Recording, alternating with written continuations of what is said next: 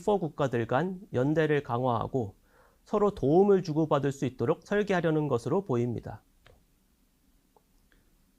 이처럼 미국은 동맹, 유사입장국들이 자유주의 국제 질서를 유지하는 부담을 분담해 주기를 바라는데, 다만 현실을 보면 이게 가능할지 의문이 들기도 합니다. 국력이라는 게 워낙 다양한 요소가 들어있기에 쉽게 측정할 수 있는 개념은 아닙니다만, 간단하게 각국의 GDP와 군비 지출만 살펴보도록 하겠습니다. 뒤에 그래프에서도 보여드리겠지만 최근 미국의 동맹, 유사입장국들과의 GDP와 군비 지출 규모가 성장세가 정체되어 있음을 알 수 있습니다. 물론 최근 러시아의 우크라이나 침공을 보고 네이토 회원국들은 국방비를 GDP의 2% 수준까지 올리겠다는 기존 약속을 실행에 옮기겠다고 다시 한번 약속하고 이를 실제로 실행에 옮기는 국가들도 있습니다. 하지만 미국의 동맹, 유사입장국들의 경제 성장이 침체되어 있다는 점, 이들이 과연 공약을 지킬지 알 수 없다는 점을 고려하면 러시아, 그리고 빠르게 성장하고 군비 지출도 늘리고 있는 중국과 같은 경쟁국을 견제하는 역할은 미국의 바람과는 달리 결국 미국이 앞장서야 하는 상황이 올 수도 있습니다. 그림 1은 1990년부터 2022년까지 쿼드 회원국 전체, 네이토 회원국 전체, 그리고 중국과 러시아 세력의 GDP 규모 변화 양상을 나타냅니다. 그림 1을 보면 표면적으로는 미국과 그 동맹국, 유사입장국들이 속한 다자안보기구가 GDP 규모 면에서 중국과 러시아를 합한 GDP 규모보다 월등히 앞서고 있음을 알 수 있습니다. 하지만 쿼드와 네이토의 전체 GDP를 보다 자세히 분석해 볼 필요가 있습니다.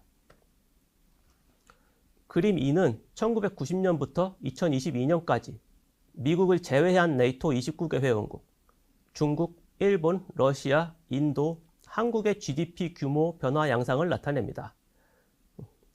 그림 2에 나타나듯 미국의 GDP는 1990년부터 2022년까지 꾸준한 성장세를 보여왔습니다.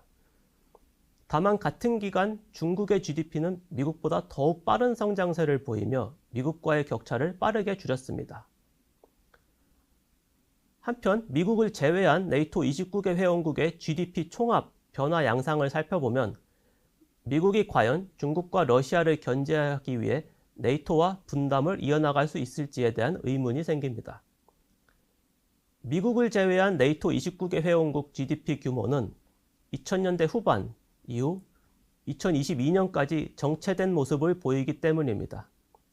특히 2015년부터는 미국의 GDP가 미국을 제외한 네이토 29개 회원국을 앞지르기 시작하였습니다.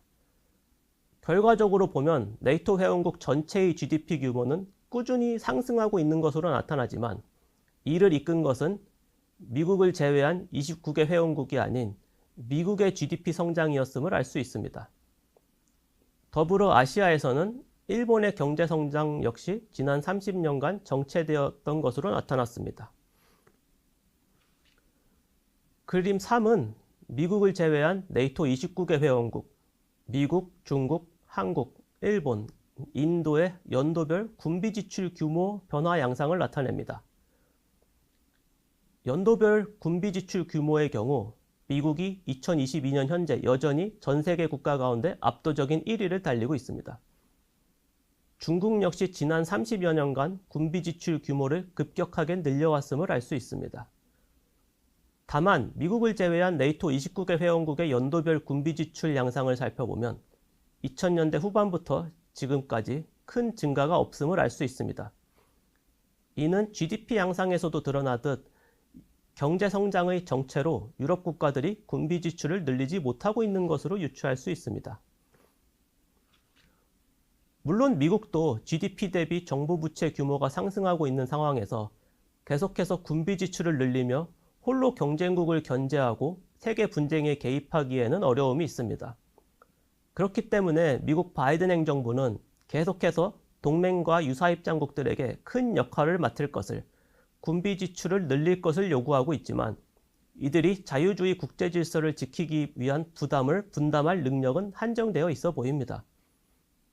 이로 인해 오늘날 미국은 경쟁국의 팽창은 견제하되 러시아 우크라이나 전쟁, 이스라엘 하마스 전쟁, 양안 관계 등 분쟁과 갈등이 확대되는 것을 막는 현상 유지를 선호하는 모습을 보이고 있습니다. 물론 미국은 동맹, 유사 입장국들과 부담을 분담하고는 싶지만 이들이 미국의 리더십을 따르게 하기 위해 인센티브도 제공해야 하는 입장입니다. 자칫 이들이 미국 중심의 진영을 이탈할 수도 있기 때문입니다. 즉, 중국, 러시아 등 경쟁국들을 견제하는 과정에서 동맹, 유사 입장국들이 피해를 입는 상황은 방지해야 하는 것입니다. 그 예로 미국은 중국 경제와의 디커플링 기조를 내세웠었으나 자국과 동맹, 유사 입장국 기업들이 이로 인해 피해를 입고 불만을 표출하기 시작하자 디리스킹으로 대중국 강경 기조를 톤다운하였습니다. 또한 바이든 행정부는 2022년 중국 기업 견제의 일환으로 인플레이션 감축법에 서명하였는데 이로 인해 한국의 전기차 산업이 피해를 보게 될 것이라고 한국에서는 우려를 표하였습니다. 이처럼 미국은 경쟁국을 견제하는 과정에서 동맹, 유사 입장국들이 피해를 보지 않도록 유의하고 이들이 미국의 리더십을 따르도록 유인을 제공할 필요가 있는 상황입니다. 한편 군사안보 측면에서 동맹, 유사 입장국들이 미국의 리더십에 동조하도록 유인하기 위해 미국은 안보 공약에 대한 신뢰를 확보 유지해야 합니다. 한국의 경우 현 정부 들어 미국과 긴밀한 관계를 유지하며 2023년 4월 워싱턴 선언을 통해 북핵에 대한 미국의 확장 억제 약속을 다시 한번 확인하였습니다. 하지만 그럼에도 불구하고 미국이 과연 한국의 안보를 계속해서 도울지 의문을 품는 국내 전문가들도 다수 있으며 한국 내에서는 자체 핵무장을 해야 한다는 여론이 조성되고 있는 상황입니다. 하지만 미국으로서는 아무리 같은 편이라고 해도 핵 확산은 원치 않고 있습니다. 또한 미국으로서는 대만, 한국과 같은 민주주의이자 주요 무역국가인 이들을 방기할 경우 다른 동맹, 유사 입장국들이 미국을 신뢰하지 않게 될 수도 있고 이는 미국 중심 진영의 붕괴로도 이어질 수 있기에 이들을 적극 지원해야 하는 상황입니다.